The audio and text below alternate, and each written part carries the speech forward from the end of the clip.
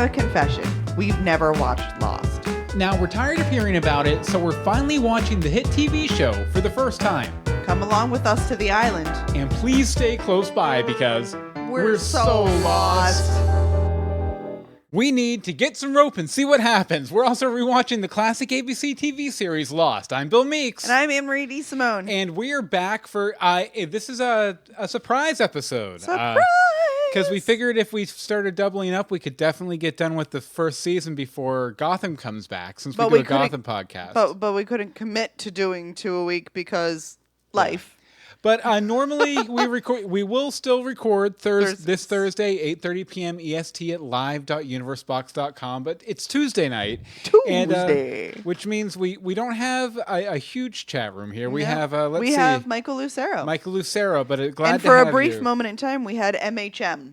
MHM? MHM, come back. But live.universebox.com if you want to join in the chat. We're going to go ahead and get right into this episode here in translation. But Anne-Marie, why don't you first tell them a little bit about our spoiler policy? Y'all, we got a spoiler policy. Rush. Normally, we love spoilers. If a show is currently airing, we want to know anything that could possibly ever happen. Mm-hmm. But since every episode of this is already out, we kind of want to keep in the dark a little bit. So don't tell us in season 3, episode 4, Hurley gets a haircut because he falls in a river and has a lizard make a nest. I don't want to know that. That's a little too detailed. If you want to go, hey, at some time Hurley decides to chop off his hair and no lizards are going to attack him, I'm kind of okay with that. Basically, you can say, you can't say Walt burned down the raft, but you can't say someone burned down the raft. Walt's an old hothead. You can say something like that. You can make a cute little joke and we'll laugh about it once we find out what you're talking about. Then we're going to go, just like that. But besides that, just keep them to a minimum. Yep. And if you want to send us in feedback, just label what episode it's for. Yeah. So that we don't read, play, watch any of it. We want to do what it says on the tin, which is be so lost. And if you guys spoil us, then we won't be so lost. We'll be so spoiled. But you know what? It's impossible to spoil us for this week's episode because we've already watched it. Mm-hmm. We've already reviewed it. We've already written a rhyming episode summary about it. So Anne-Marie, why don't you kick it off with that? We learn the truth about a man we mistrusted. Jin's career's looking up as his marriage gets busted. The island might give castaways a new life. Will Jin embrace it despite lies from his wife? Dishonest partners can't reach a new nation. Their secrets make love lost. In translation. In translation! Anne-Marie, what'd you think? 2 thumbs up. 2 thumbs up? 2 thumbs up. 1 thumb up, 1 thumb down? No, 2 thumbs up. 2 thumbs up. What'd you think, Bill? I 2 thumbs up to 2. You 2 thumbs up to 2? Yeah, but I wanted to call you out on something though. Oh. Because it's nice to kind of touch back on some stuff that we've talked about in earlier episodes, and I have something that I wanted to touch on a little too, but we'll wait for that. I just wanted to talk about how much you hated their story at the beginning of the first season, and how much you hated Sun and you hated Jin, and how Sun reacted to Jin and why she was still with Jin and why is she staying in this abusive relationship. Did you change your mind at all? Yes and no. Mm-hmm.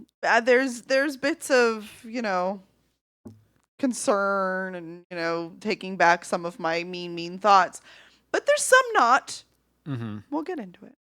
That's fair. We'll get into more details. I was just kind of curious. And Thanks for calling me out. One thing I wanted to call out before we started is I know that Okey-dokey. we've a few times throughout the course of this show, this podcast, said, well, how come, Jin can, handle fish and do this and that and stuff when he's like a business guy? Connection. It's because of his dad, who's an old, poor fisherman guy. He was raised in a fishing village. Yeah. So, which by literally, the way, light bulb just went off just now. By the way, I loved his dad. It is a good world. I love that line. Mm-hmm. That in a good world, this would happen. It is a good world. I just loved his outright positivity. It was really good. I liked his dad a lot.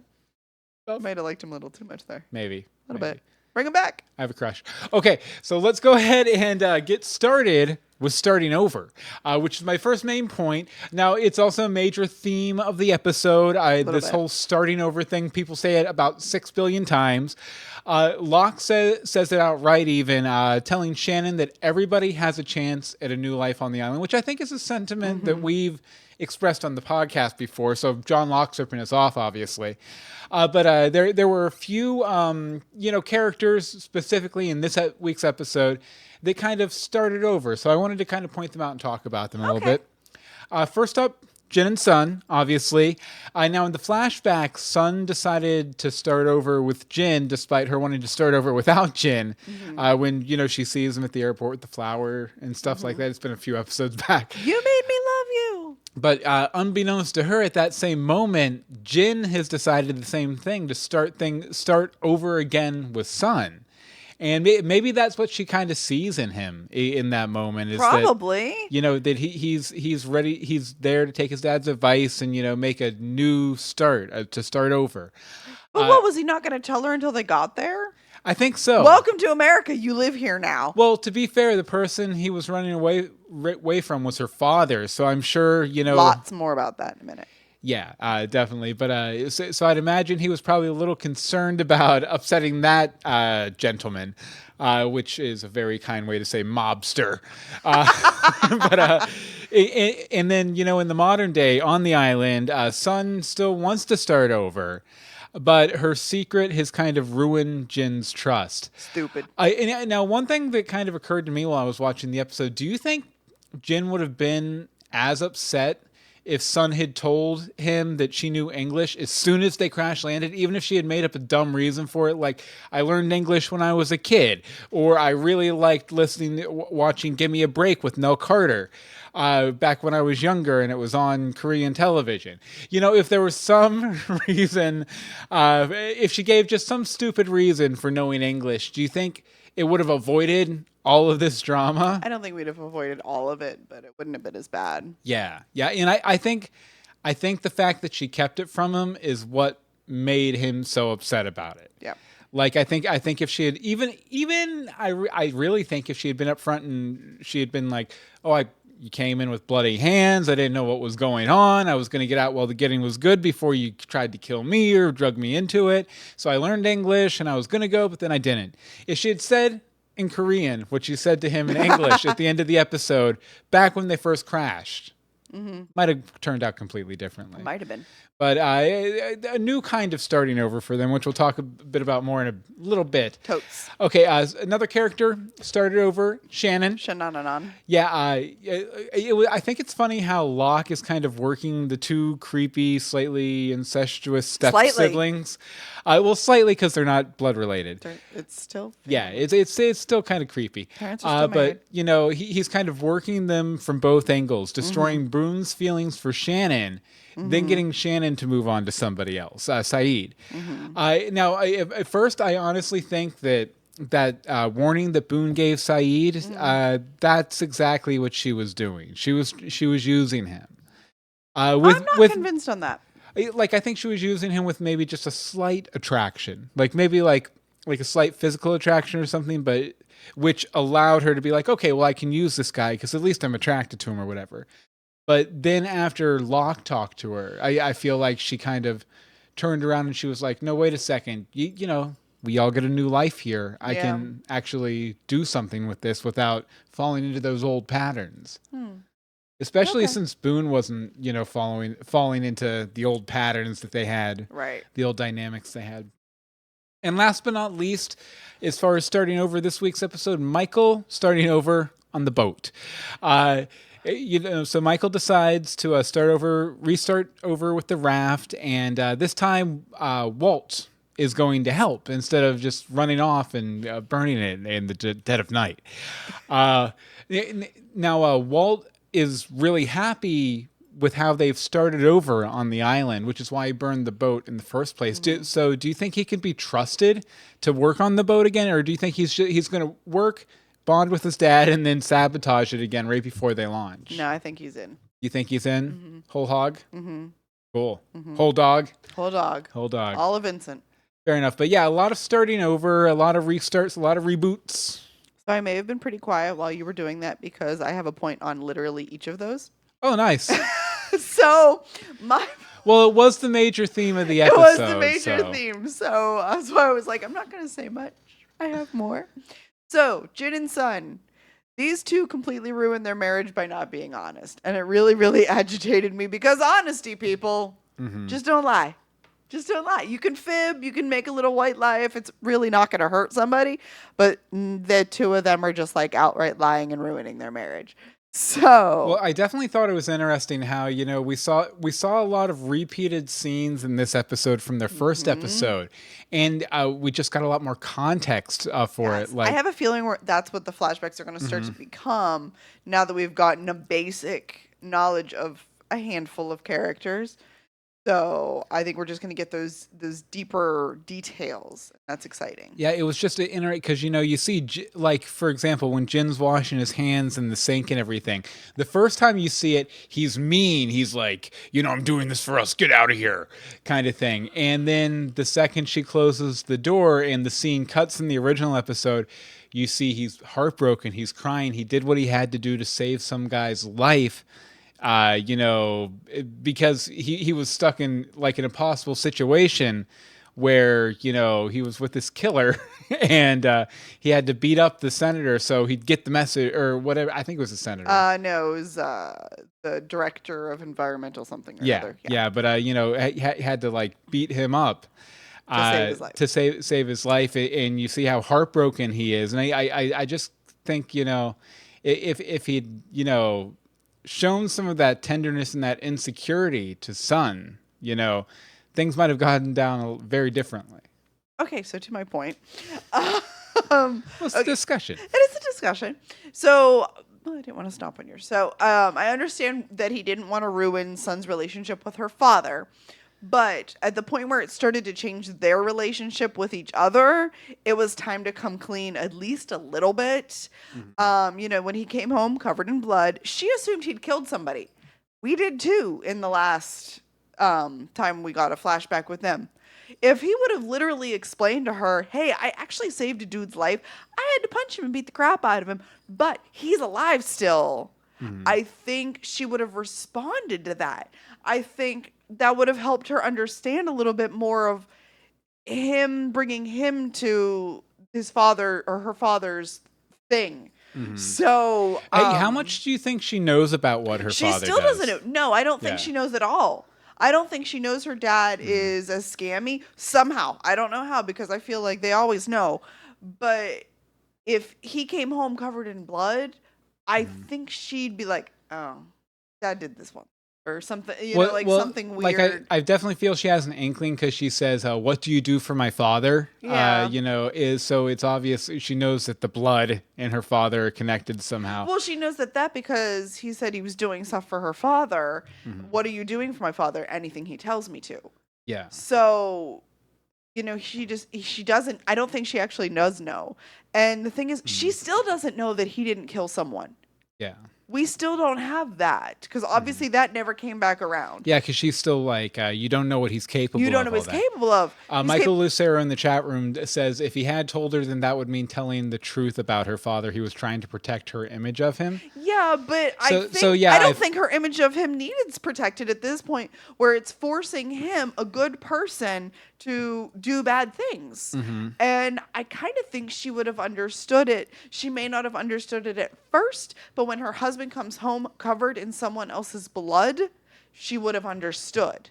Yeah, I got the impression that, she might have known that, maybe her dad didn't have, the cleanest hands in the world, but she thought he was just like, he had to make some compromises. I don't think she thought that he was, Don Corleone of Korea. Of Korea. Yeah. Let's see. I think he should have come, and at the very least, he should have come clean after his meeting with his father to explain the move to America. I think if he would have been like, hey, you remember that time I came home completely covered in blood and we were like, it slapped me, or she slapped him, and be like, that's because X, Y, and Z, and here's how we're going to fix it. By the way, my dad's alive. You might want to throw that in there. However, I think Sun finally came out with the truth. Wait, say Sun. She finally came out with the truth after she let it slip. If she would have told him that she was unhappy when they were in Korea, then maybe he would have been able to open up about her father. If she would have been like, this isn't working, especially like when he got up from the table after she made a special meal for them to eat together, I think that it would have been a gateway. It would have given him a way to be like, the reason that this is happening is because of your father. And I'm not trying to blame your father, but I had to go beat up a dude. He actually wanted him to die. Like they could have had a discussion about it. And if either of them would have been a little bit more open about it, it would have been okay. I do think the fact that everyone gets a fresh start on the island will work out in their favor. They need time to rediscover themselves alone, but I think it's going to come back around. Everything will come back around. Haha, I'm tying it in. He won't be such a jerk, but this time he won't be such a jerk about her wearing a bathing suit on a deserted island. A desert island with ice cream and brownies. That's what I put the first time when I was typing it. I might be hungry. Yeah, Michael Lucero in the chat room says, honesty is always the best thing in any marriage, whatever the circumstances. Exactly. And yeah, as we find out in this episode, their marriage in a lot of ways was kind of founded on a few big lies. It was founded on huge lies. Yeah. Huge. Also, they should have had the honeymoon. Definitely. Okay. You know what? You know what would have allowed them to have the honeymoon? With a couple friends, really. Would be 4 tickets from paradise. Because the reason I say this is because there are 4 tickets from paradise. There are 4 seats on Michael's raft. The raft that he built and got burnt. The raft that Michael built. And he will build again. I will build. I have a feeling raft. Michael's going to build it and build it and build it. Build it, burn. I'm not necessarily burn. Cycle. Yeah. But bottom line, there's 4 seats. Right now, there's 3 confirmed people who are going to be on it. Michael, Walt, and Sawyer. Is Sawyer still on it? I would say so. I don't see why he wouldn't what if they be. can't make a boat big enough? But, he already promised him a seat on the boat. That's true, Michael. And I'm sure Sawyer still has a bunch of other stuff that he can give them. Like, even if he starts to lose his seat, he's like, no, I have more wire. I have this. I have some nails. Here's some vodka. Take the vodka, Michael. But I got to thinking, who will be number 4 on the raft? Now, I really think, especially since this whole concept of there only being 4 available spots came up in their episode, I think it has to be either Sun or Jin to be number 4. I think it's Jin since he's helping build. Well, I have a couple theories. Sun, if her and Michael end up having a thing, because they've kind of hinted that might happen, that her and Michael might end up having a tryst or a fling or something. So I could definitely see him, Michael being like, okay, yeah, we made out a couple times over by the palm tree. Let's hop on the boat. The palm tree. The palm tree. There's the only palm one. tree on the island. Only one on the island. But so yeah, I can totally see that happening. By the same token, I think Jin's very likely to be the one to go because he's helping rebuild the raft as a way to say sorry to Michael, and also I think in a lot of ways because he's kind of given up on his wife and he doesn't have anything holding him to the island anymore, so he's ready to move on. Like he's so over that whole thing that he's like, I would rather go out on a boat with a guy I hate whose guts I hated until a couple hours ago.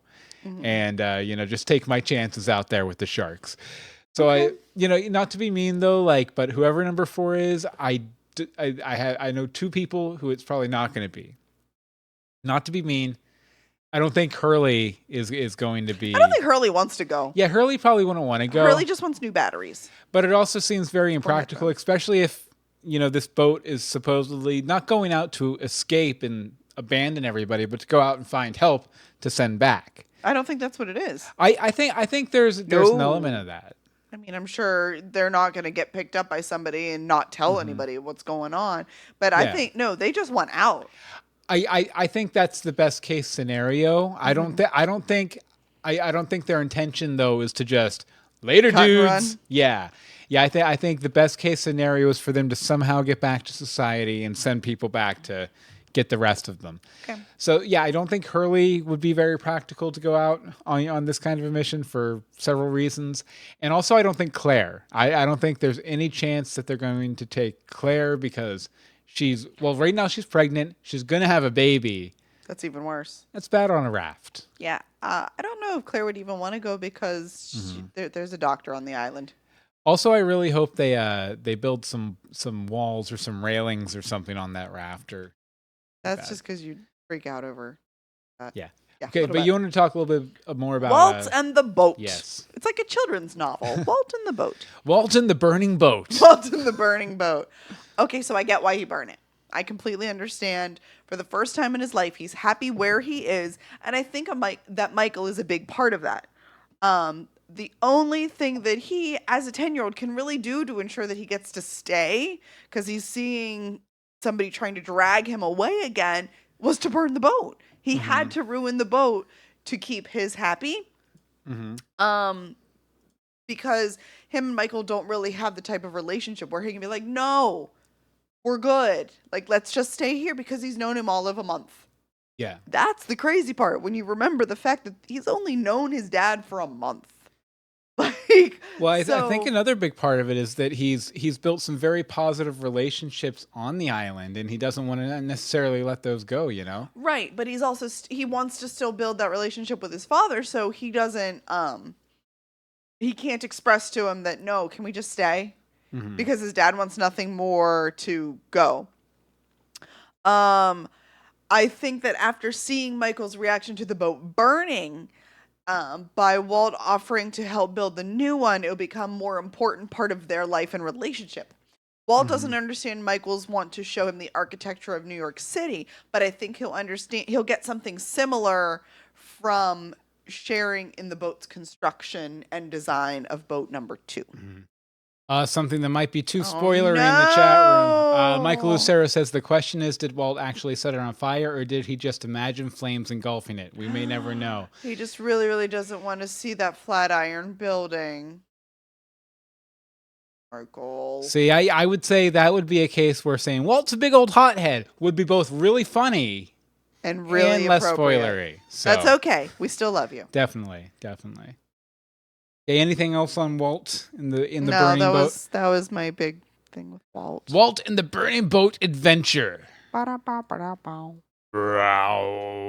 Okay, we're gonna get back to. He said that's not a spoiler. Okay, good. Okay, good. It sounded like a spoiler, it's Michael. a little spoiler. Okay, but we're gonna get back to the main discussion in just a second. But first, we just wanted to let you guys know that, you know, this is kind of an odd quest we're on to watch this show for the first time, as if we had never seen it before, because we haven't.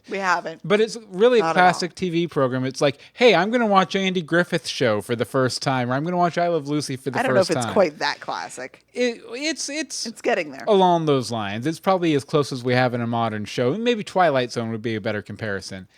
But you know, so it's odd, and a lot of people who were losties, who were #losties, probably don't, go to iTunes and search for Lost a lot.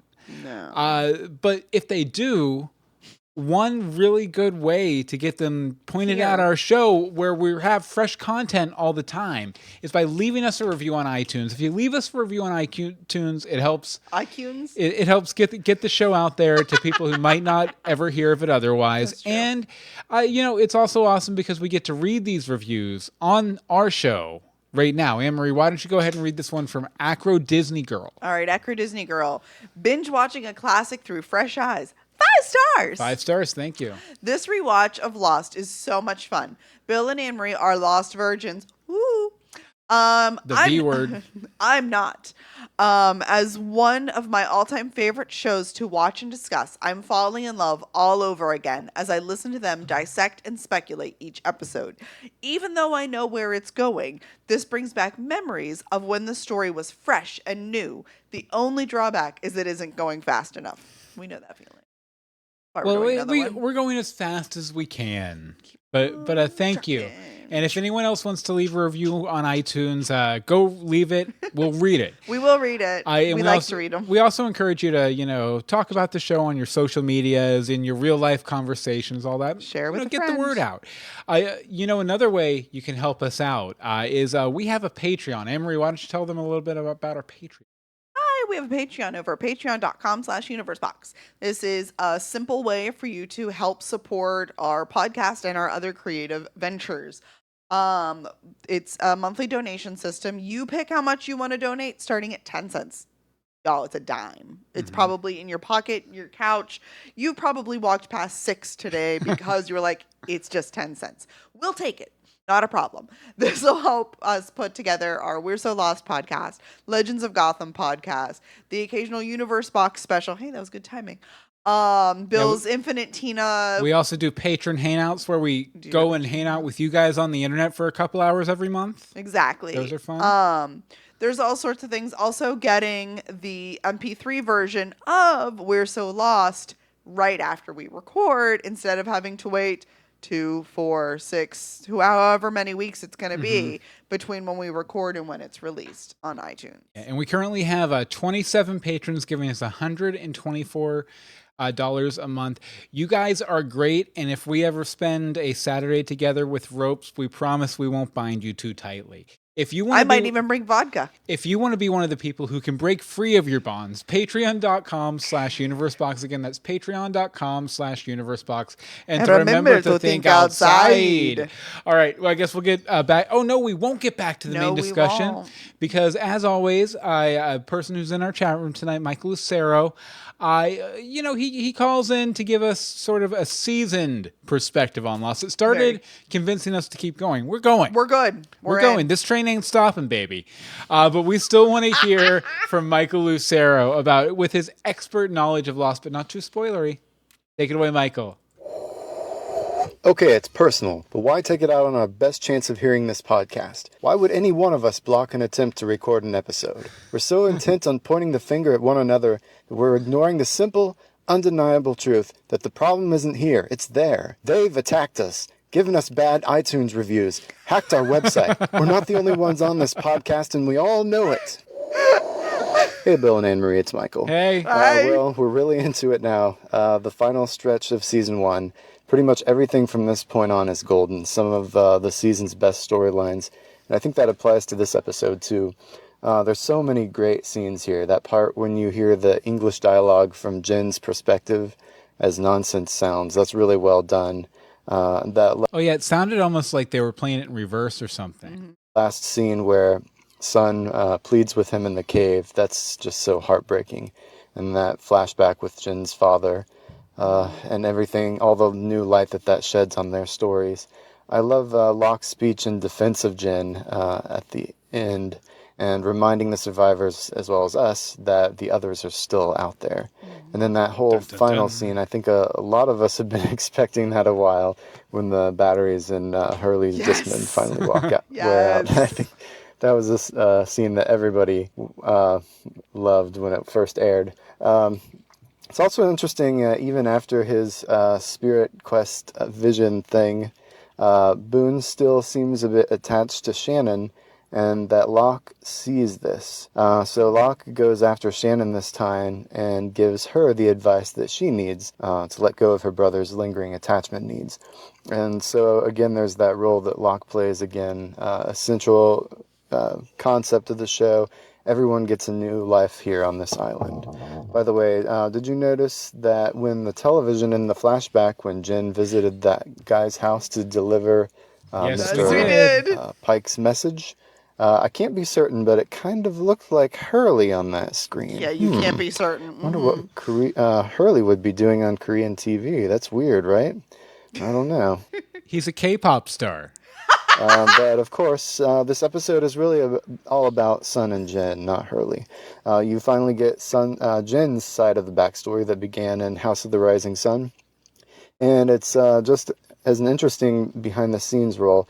Yoon Jin Kim, the actress who plays Sun, is herself a native Korean. And Daniel Dae Kim, who plays Jin, is actually an American actor and native English speaker who did not know Korean at all and had to learn all of his Korean lines phonetically. Oh my It's all I think that's reversey. pretty ironic. But I love how Wow. this episode turns older scenes that we saw before in Sun's flashback almost upside down. Before, we thought Jin had become this cold, hard, and heartless man in the course of his marriage, and we sympathized with Sun for wanting to leave him.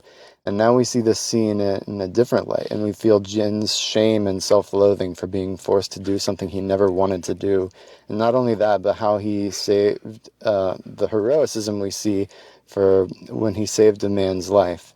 And when he answers Sun's question in that bathroom scene of what he does for her father, before his answer seemed prideful and arrogant, but now there almost seems to be a measure of resentment there. I do whatever he tells me to, he says. I do it for us. You can almost hear the unspoken thought behind those words. I do it because it's the price of being your husband. Now, obviously, that's not entirely true, since Jin does have some degree of choice over his actions and could at least take measures to escape their situation. And I think you see by the time that last flashback that maybe he would have tried to do that if the crash hadn't stopped him.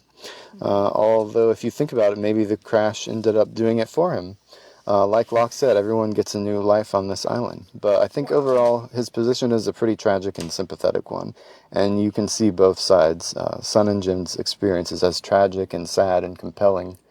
I've said before that I think Sun and Jin are one of my favorite couples in Lost. And this episode really brings a lot of context to their story in a really tragic and beautiful way. I hope you all enjoyed it as much as I do and look forward to seeing what happens between them hopefully soon. So I think I'll give this episode 88 out of 90 scorched bamboo poles. As always, thank you, namaste, and good luck. Namaste. Namaste yourself, bucko. Thank you, Michael. We really That was like appreciate the opposite of namaste. Yeah, yes, yes, it was. Namaste. Namaste. I would like to apologize to the listeners for Bill's rendition of Namaste. But you know what? We will not apologize to their eyes, because I will just say, if you've never watched an episode live at youtube.universebox.com, Y'all are missing out. I highly recommend you go over and just watch one episode. We do some goofy stuff, especially when Michael's voicemail is going on. But now, back to the main discussion. For a minute, I thought you were going to say, on to the news. And I was like, No news. No news on the show. Not until our spoiler party. But let's see here. Okay, so I wanted to talk a little bit about, I loved the cinematography in this episode. Michael Lucero, namaste over here. Namaste over here. Anyway, the cinematography in this episode, I really loved it. There were a lot of really long shots of both Sun and Jin, on the beach, kind of isolated and alone in this large empty frame surrounded by sand and ocean and nobody else in the frame, just tiny in it. Just Hawaii. One in particular that I kind of wanted to point out, because I thought it said a lot about her, where she came to in the episode. It was the last shot of Sun when she was heading to the beach. She has this shawl on, which I think kind of represents Jin's controlling nature, how Jin has kind of had power over her the entire time they've been on the island. Now that he doesn't care enough to exert control of her anymore, she lets go of this shawl. It blows back behind her as she walks forward into the ocean, into this Jin-free world where bikinis and beaches are there and there's no more lying. And, she can kind of move on from that, trying to get it to cobble together to work until they can get somewhere where they can have the relationship they once had and start over and all that stuff. But I thought a lot of the imagery in this episode was really powerful. That's just one I wanted to point out. Mm-hmm. Do you think, moving forward in the season, do you think she'll still help Jin communicate with everyone else, or do you think he'll even... He's going to learn English, seeing as how he walked over to Michael and said, boat. I guess so, yeah. Well, we've had kind of an inkling that he might have been picking some up anyway. He was definitely picking some up because he seemed to understand a bit what she was saying when she was yelling at him in English at the end. Mm-hmm. Although obviously we hear from his perspective and it sounds kind of nonsensical, but you could almost make out a word or two there. When he hears all the other people chattering, like Michael Lucero said in his voicemail, where it sounds like nonsense to him when they're on the beach. Okay. And I wasn't talking about that point. Okay. No, I was talking about when they were in the cave and he was walking away and she says in English, "I was going to leave you." Yeah. And Oh, it okay. stops him in his tracks and he's staring at her. And it could just be because she's speaking in a different language. But I'm sure he knew at least a handful of those words, especially if I picked up things like boat. Oh yeah, I was just saying that just because we heard from his perspective while they were on the beach, he probably doesn't know a ton of English, but like you said, he might have picked some up here or there. But we just I was thinking he might be lying like Sun was. I thought for he the past was. several episodes, but I think that choice to have us hear the rest of the castaways from his perspective was to say no. He doesn't. He doesn't. Yeah. But he's a quick study. Well, they've been there for a month, surrounded by it. And Very that's true. the best way to learn a language is to be immersed. Mm-hmm. Mm-hmm. You know who else has emerged? Locke and Boone. They're jungle pals. They are jungle pals. And you wanted to talk a little bit do. about Locke, right? Locke and his very important words of wisdom. We are not alone on the island. Duh!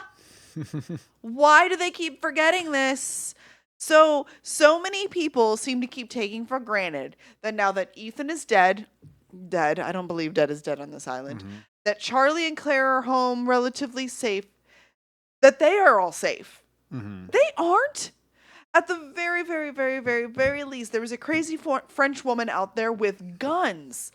These guys have their guns, but they're locked up in a box that only 3 people know about, and the one dude carries the key around his neck. And you can't break this thing open with a rock or dropping it out of a tree or anything in an emergency. You have to use the actual case as the weapon. More likely, you could, break Jack's head open and get the key off of it.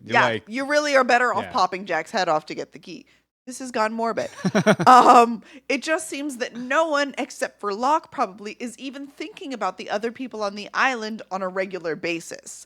Everybody's just like, I'm good. I'm comfy. No one's exploring. How could you be on a big giant island that you don't know what's out there and not explore?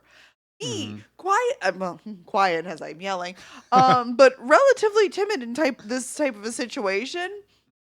My sorry butt would be walking the island even without a Fitbit. I want to know what's out there. I don't need to count my steps, but I want to see. How do you not? How are you okay operating on this tiny few mile radius surrounding their beach and cave home? You have a map. It's a crude map, but how do you know that it's a crude map until you take it for a test drive? Start walking, do it, explore, don't settle, push forward. For all they know, on the other side of the island where they have not gone is a whole nother plane crash. Devil's advocate. Evil is good. No, I'm kidding. I know, but devil's advocate. You see, and this seems to be a big agenda you have to get people out in the island exploring. Yes. Did we forget about the polar bears? Did we forget about the smoke monster? Did we forget about the whisperers? No, I haven't. But you need to know where those are coming from. If there are multiple polar bears, should you not know where they originate and why they move and how many there are? Don't you want to know that if you kill one polar bear, 16 more are going to come, or that there's only one little baby like the baby piglet? The smoke monster, we haven't seen him since like episode 3. But, really the way where he's just moving. Like, yes, there's the yelling and that we've gotten in like dream sequences and things like that, and picking up and throwing Shannon. But I'm just gonna say, where there are never any polar bears and never any smoke monsters? The beach. Lies. The smoke monster never came out to the beach. He was in the trees right by the beach. Yeah. And the cave. Beach cave. Cave beach. I don't know. I still think that you need to know what's out there, especially because, yes, Sun has this fabulous garden, and I know I've harped on this before, but y'all are running out of food. There's like 40 people. Michael Lucero has a really good explanation. He says if they explored the island, then you'd already know all about all of the exciting revelations coming in future seasons. J.J. Abrams won't let them explore the island. J.J. And he also says you've actually never seen the monster yet. Spoilers. Okay. I'm okay with that one. Okay, Because we didn't see it. We just saw its actions. Yeah, that being said, though, I can definitely see your point. I mean, it's agenda-driven. You're biased towards exploring the island. This has come up several times on several podcasts, but I completely see your point. Yes, but okay, let's not even go with that. But they're not alone. Do you not want to know where the other people are? Mm-hmm. Do you not want to know where your enemies are stationed, where your enemies are coming from? Mm-hmm. Yeah. I mean, how hard did they really look for Claire after they got Charlie off the tree? Mm-hmm. They didn't. They pretty much stopped. No, they didn't have a path to go on. So what? Go out. Go. Look, the doctor needs to stay home, though, y'all. The doctor needs to stay home. But Locke should be leading a crew. He obviously has some sort of an idea. He has an agenda, and that's what I want to talk about. That man's got an agenda. I want to talk about Locke's agenda. Okay. Because I like that you worked me into your point. But it's definitely you have a very valid point there that there is a threat and there needs to be a response or preparation or whatever.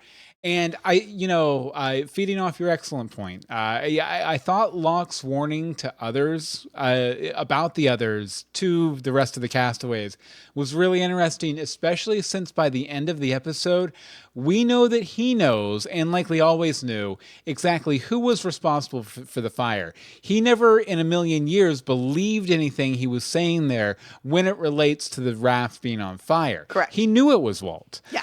So why did he lie? I think there were a couple reasons. Mm-hmm. One, to ease tensions. He saw, like Sawyer says, which, by the way, Sawyer seems very well read for Sawyer. A lot of times that's what we see him doing. Yeah. But he saw some Lord of the Flies stuff about to go down, and he needed his people to stop fighting each other. Mm-hmm. And then it was also, I think this big speech was in a lot of ways propaganda for World War Locke, where he wanted to make people start thinking from a more military us versus them perspective than how they have been feeling right now, which is bunch of drama, bunch of Charlie drama, Charlie drama, Sawyer drama, baby mama drama, all sorts of drama.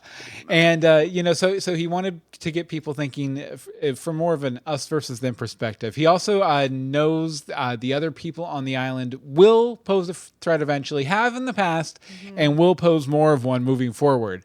So he wants to kind of craft this group of people who will distrust and fight against those other people when they show up. He's won hearts and minds, and now he's shaping them.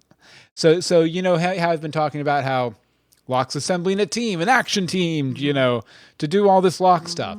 I think this is another step towards that goal in trying to get the rest of the castaways on that team. And to be fair, it is propaganda. It is a little us versus them, drawing lines in the sand, so to speak. But to be fair, from everything we know about them, the other people on the island probably deserve it. Yep. So. Michael Lucero brings up in the chat room that I think he wanted to protect Walt. And also, he doesn't want the raft built either. Locke doesn't want to get rescued. Yeah. I don't blame him. I kind of want to live. Yeah, if he wanted to get rescued, he probably would have said something. But if he wanted to get rescued, he'd have built the stinking boat himself. Then again, I think telling people that Walt had been the one who burned the raft would have completely sullied the point he was making there, and the push, the strategic push he was making to get everyone else thinking right. military. Well, that's why he also says that he's trying to protect Walt. Mm-hmm. So, I mean, Walt's very important to him, and he feels that Walt is a very important person. So, character. You're an important character too, Anne-Marie. I am an important character. Gosh darn it. Other important characters: the love affair of Shannon and Saeed. Okay, so I know you touched on this, but like I said, everything you said in that point, I had a point on. So I'm surprised not that Saeed went to Boone as a courtesy, and be like, "Hey, I'm kind of going to try and date your sister," but that he took what Boone said to heart. Mm-hmm. Like, Saeed doesn't respect Boone in any way, shape, or form, except now, I guess, as the kind of sort of not really brother-in-law, brother thing stuff. But, the fact, I feel like Saeed is a very strong man, and he he's good at making his own decisions and following what he wants to do. He doesn't really care what anybody else. The man took off. When he broke his own vow to himself, he took off from the group. It was that important to him to be his own person. Yeah. And this time he's like, oh, Boone said she's a bad chick. Done. Well, to be fair, I think I think, saw it coming. Well, I think when Boone said it, it made a lot of sense to him because they are kind of an odd pairing. One's like a spoiled rich bitch, and then the other one's this hardened military guy who But he's not. He is, but he's not that hardened anymore. Well, I mean, people know he has a past anyway. Yeah. It is a very odd pairing for that reason, but also that might be why it ends up working too. But Right. I think he realizes it's an odd pairing. He's going with it, and then when Boone says this, he's like, "Oh, of course." I know, but the thing, I don't know. So, but Shannon takes all of Locke's wisdom to heart, and good for her for finally, using her brain a little bit and her heart. I'm glad she took his advice. Everyone gets a new life. This is so important for everyone to remember. I had this earlier on in my notes. While the person you are in the past made you who you are, this is your chance to become who you want to be. And I'm glad she's doing that. Definitely. And you know what? Somebody deserves to be in a happy relationship on this island because right now they are as close to the happy couple that we have. Mm-hmm. Because don't even try and give me the Jack, Kate, Sawyer thing. I don't want to hear about that. And there really is no sign of relationship there. There is nothing more than friendship. There's Claire and Charlie. At the expense of Charlie and Hurley, though, which was a great friendship. Which there was. Now Hurley's just sitting on the beach all by himself and listening to sad music until he can't anymore. But that was always bugging me. I'm like, that battery's gonna die. The battery. Oh, there it went. Boom. Roasted. Okay, speaking of Hurley, it's time for our arbitrary scale to decide how much we like the episode. And as always, I will come up with an arbitrary scale right off the top of my head out of 173 Hurleys on a TV screen. How many Hurleys on a TV screen do you give this episode, Anne-Marie? 168. Why? I really liked this one. I felt good things. I liked that it pushed the story forward, but gave us plenty of background. It was fun. Is that even the right? I feel like that was kind of the right word. We got a little bit of a bunch of stories, and we haven't been getting that. We've been getting the A plot with a little bit of B plot. This one we got A, B, C, and probably even D a bit, and I like that. I like not having such sharp focus on one thing. Because we have 40 characters. Don't do it. We have 40 main characters. I would show me a little more. So yes, I liked it. As for me, I'm gonna give it 173 Hurleys on a TV screen. Really? And a little miniature Hurley doll that they send you if you can notate what TV channels he showed up on. It's like one of those mailing contest kind of things. I really, really liked it though. I think I said this to you after we finished watching it. The past few episodes I've liked, but I haven't loved as much as I liked earlier in the season. This is the first episode in probably 3 or 4 episodes where I was just like, boom, and it was in my head all day after I watched it. Yeah. I just thought it was really powerful, and a lot of the, like I was saying, during the discussion, the cinematography and stuff, gorgeous. I just thought was great, and there was a lot of meaning in it, which is really cool to see in a TV show because you don't really see that very often. Yeah. In TV shows. So really good all the way around. See, Michael Lucero gives it 170 Hurleys on a TV screen. So a very highly rated episode. He also asked any guesses as to why he was on screen. I'm totally going with a reality TV show. Reality TV show? I don't know why, but as soon as I saw it, I was like, is there a reality? He's on Big Brother? Yeah, that's exactly what I was thinking is the dude is on Big Brother. That's fair. Fair. Was that an ABC show? I don't know. That was I forget who did Big Brother. I think it was CBS. I got this. They still do Big Brother. It was around the same time, though. I think that kind of was why. And Keep talking. I will not guess. CBS, yeah. I will not guess just because this is one of the last few factoids I kind of half remember. No. But I just kind of half remember it. I know the very general why he was on the TV screen, but I forget all of the details. Yeah, I won't spoil anybody because we've asked you not to spoil us. So how fair would it be if I spoiled you? But you know what? If you want to spoil us, I have some contact information for you. Yes, but don't spoil contact! us. We're so lost podcast at gmail.com. The Facebook is facebook.com/groups/we're so lost. The Twitter is at we're so lost. And the voicemail number is 424-274-2352. Again, that's 424-274-2352. And like we said, you can react to our commentary about this episode. You can talk about your ideas about future episodes that we haven't covered yet. Just make sure you label those clearly. You can also, if you want to, go to youtube.universebox.com and leave YouTube comments like Yo-Yo did. You want to read this one from Yo-Yo? For sure.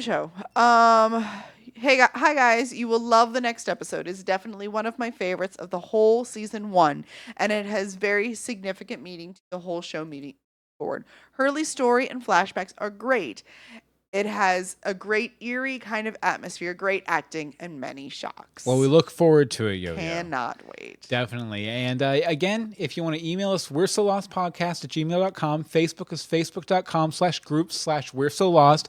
The Twitter's at we're so lost. And the voicemail number is 424-274-2352. We'll have show notes and all of our episodes up at we'resolost.com, as well as the lovely little promo images we make for every episode, the little poster images we make for every episode. Like that. Yeah.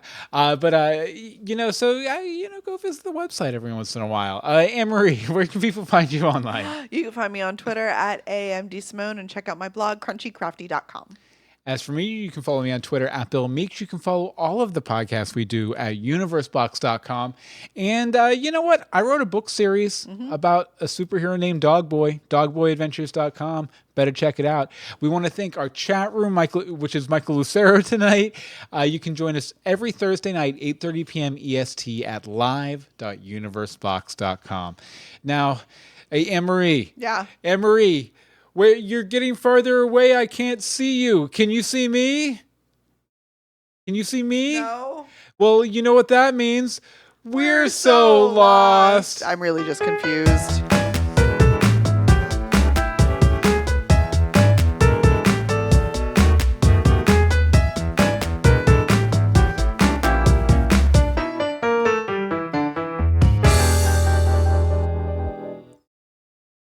Awesome. Awesome. Awesome sauce. Oh, you okay? You seem like you have a headache. I got a really bad headache about 10 minutes ago. Oh, that's good. Well, Yeah, here. that's the wrong ones. Those are from last week. Hold on, let me. Yeah. I don't know what Michael Lucero was saying. Wow, I think it was the part where you had to tell me that I couldn't see you. Because that's how I felt about it. I was trying to find a fun way to do it. Okay, so we have a few episode titles here. We have 4 Tickets from Paradise, Bikini and the Beach, A Good World, Bikini Jungle and the Pals, Beach. Old Hothead, and K-Pop Star. So we'll give Michael a second to weigh in on those. Anne-Marie, which one do you pick out of all those? 4 Tickets from Paradise. That's a good one. That's a good one. Good times. Oh, that really. I'd say K-Pop Star. Yes, that was it. So we'll let Michael Lucero weigh in here. Actually, I like 4 Tickets from Paradise. See?